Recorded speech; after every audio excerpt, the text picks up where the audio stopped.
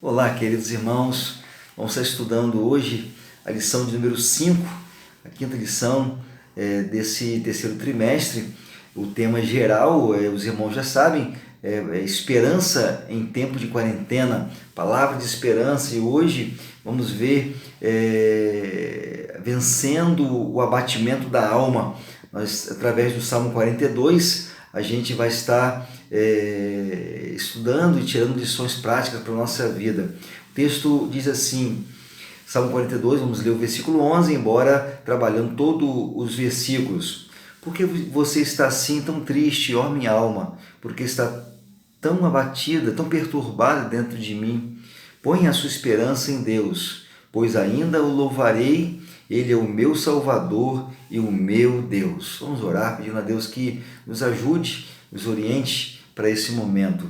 Querido Deus, muito obrigado pelo privilégio que temos de falar contigo e que a palavra do Senhor possa estar nos confortando nesse tempo de quarentena e que possamos, Senhor Deus, descansar no Senhor, perseverar no Senhor, lembrar do Senhor e saber que só o Senhor pode nos ajudar em nossa caminhada. Muito obrigado por tudo, em nome de Jesus. Amém.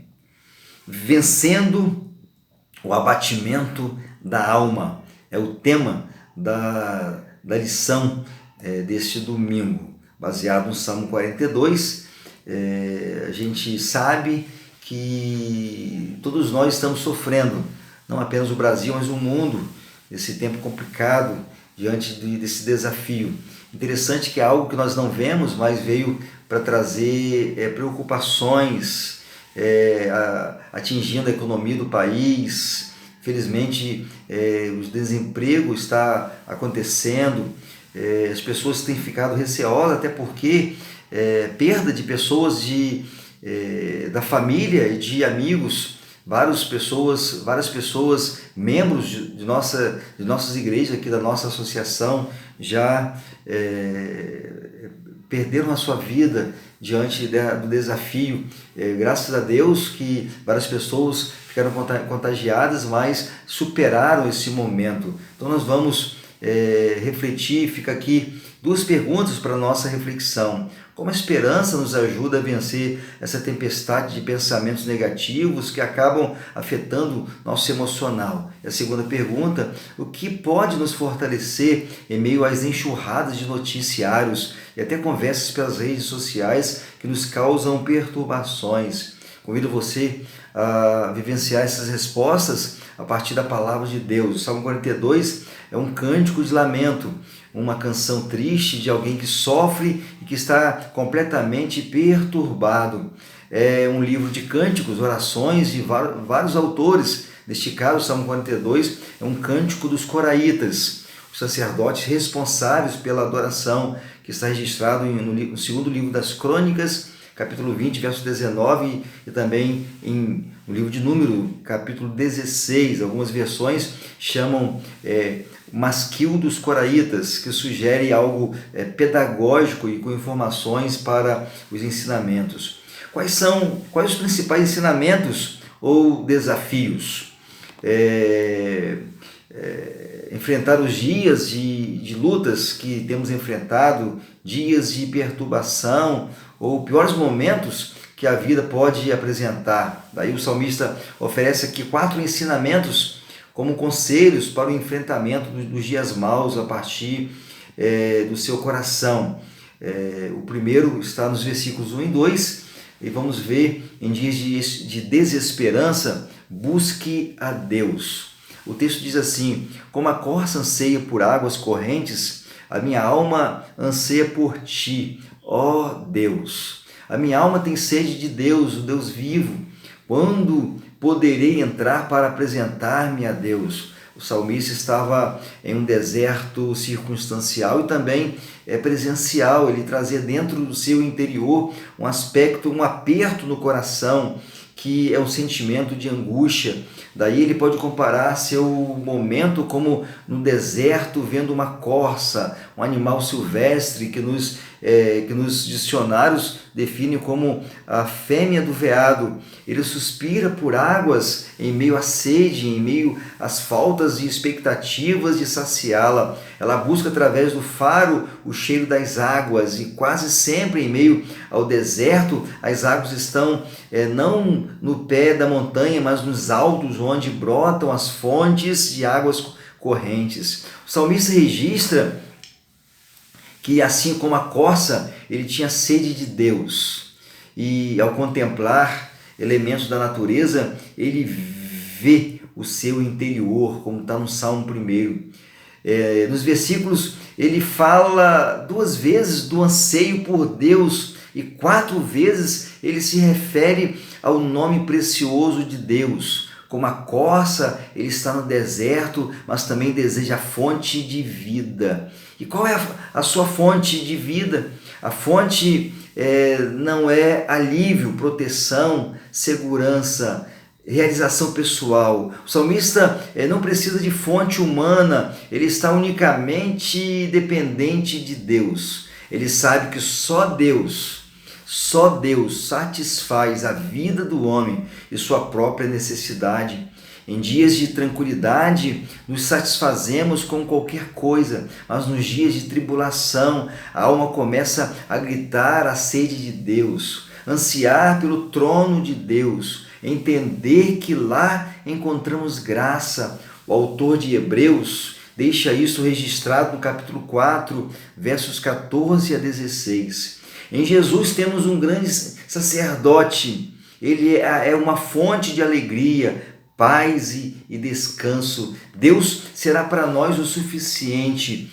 Certo disto, corramos, pois o grande pregador Charles Spurgeon disse: a melhor coisa da vida é estar com Deus, e a segunda é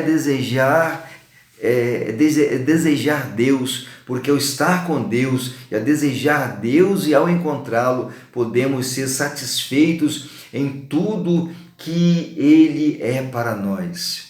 Será que todas as pessoas que têm podido ouvir neste tempo acerca de Deus têm colocado a sua vida nas mãos de Deus? O texto sugere que a gente possa estar ansiando por Deus, buscando a Deus, porque a realidade vivenciada sugere isto, que coloquemos cada vez mais a nossa vida nas mãos de Deus. Em segundo lugar, os versículos de 3 a 5, em dias de desesperança, leve a seu coração a mensagem que fortalece. O texto nos diz assim: minhas lágrimas têm sido o meu alimento de dia e de noite, pois me perguntam o tempo todo: onde está o seu Deus? Quando me lembro dessas coisas, choro angustiado, pois eu costumava ir com a multidão, conduzindo a procissão à casa de Deus, com cantos de alegria e de ação de graças entre a multidão que festejava. Porque você está assim tão triste, ó minha alma? Porque está assim tão perturbada dentro de mim? Põe a sua esperança em Deus, pois ainda o louvarei, Ele é o meu Salvador. O salmista fala sobre lágrimas e escreve o motivo: onde está o teu Deus? Muitos de nós já ouvimos essa pergunta frente a um diagnóstico médico, a morte de um ente querido de forma trágica, um filho nas drogas ou prostituição, em meio ao desespero, ao desemprego e às portas fechadas sem oportunidades. É como se até o interior disseste isto, como se não bastasse os questionamentos que pessoas, parece que o interior grita: cristão, se Deus te ama tanto como você diz, onde Ele está? Ele se foi? O salmista apresenta angústia ao se lembrar de algumas coisas. Lembrava como seu povo ia aos cultos públicos, da ida às festas, dos cânticos que eram entoados até chegar ao lugar de adoração. Ele está adoecido ao lembrar que estava agora sem esta oportunidade. Tanto as cobranças externas quanto as do coração maltratavam naquele momento. No verso 5, ele prega para sua própria alma: porque estás abatida.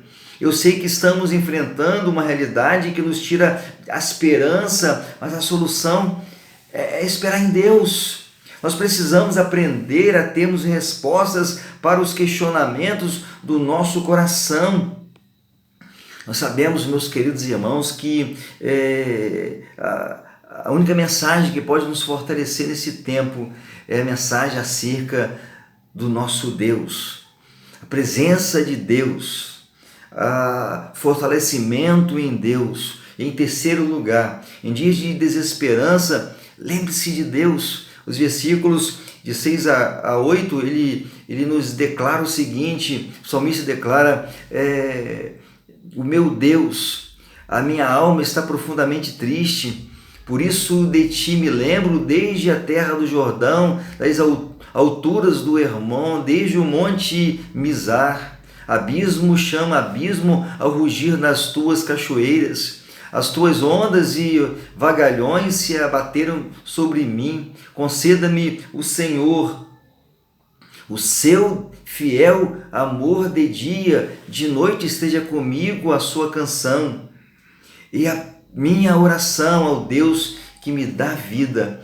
Lembrar de Deus, meu querido irmão, eu penso que em um momento de problema, dificuldade, tristeza, angústia, a melhor sugestão.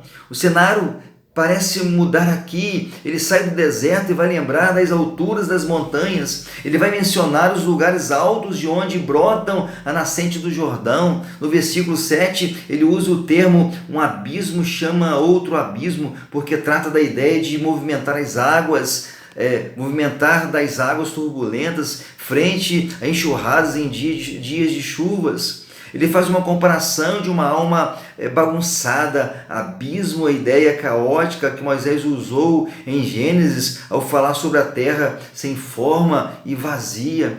É como se ele dissesse que estava em meio a um turbilhão de águas. Ele lembra de Deus, no versículo 6. Ele é levado de um lado a outro, lembrando de Deus. E como revela isto? No versículo 8, o salmista, em sua oração, tem uma certeza. Ele conta em meio aos dias maus, com a misericórdia do Senhor, de dia e à noite, uma oração de louvor a Deus.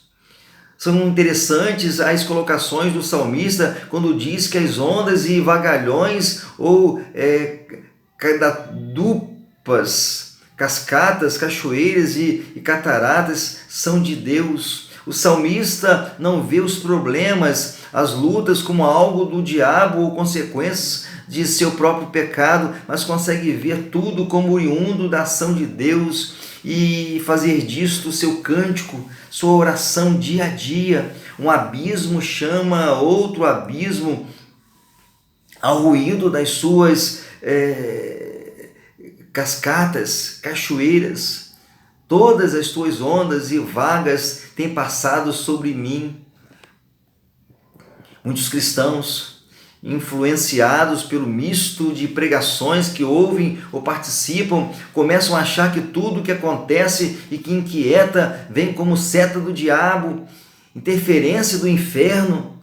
Daí tantas frases de efeito, tais como pisa na cabeça do diabo, está repreendido, determino isto ou aquilo, não aceito e por aí vai. Mas a pergunta precisa ser: e se as ondas agitadas tiverem a mão de Deus para nos trazer um novo tempo, ou um amadurecimento, crescimento e maturidade?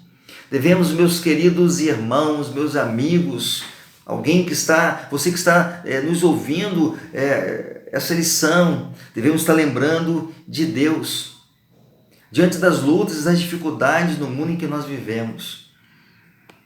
Sabemos que é o Deus soberano que está na administração, tudo é permitido por Ele. Até mesmo se porventura o diabo fizer alguma coisa, só faz a permissão de Deus. Lembram quando ele pediu a Deus para que fosse até a Jó?